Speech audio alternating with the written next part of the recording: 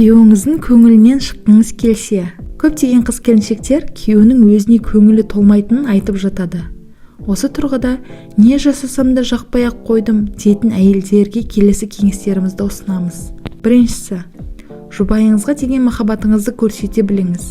Себебі ер адам үйінде өзін жақсы көретін әйелдің күтіп отырғанын көргісі келеді. Екіншісі, мақтап тұруды ұмытпаңыз.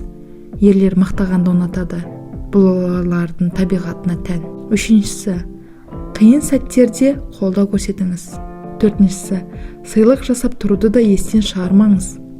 Бесіншісі, тамақты дәмді әрі уақытылы дайындаңыз. Себебі қарны аш адам ашуланшақ келеді. Үйдегі мәселелеріңізді ол тойып, тынығып болған соң айтыңыз. Алтыншысы, өз-өзіңізге көңіл бөліңіз. Әдемі болып жүріңіз. Жұбайыңыз бен балаларыңыздың жағдайын жасаймын деп жүріп, өзіңізді ұмытып кетпеңіз.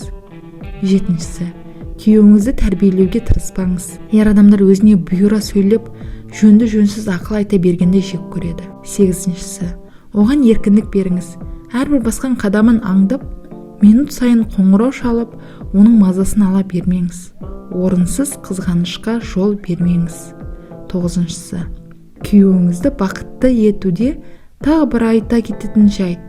Оны ешқашан, еш уақытта ешкіммен салыстырмаңыз. Асыл сөз .kz сайтынан алынды.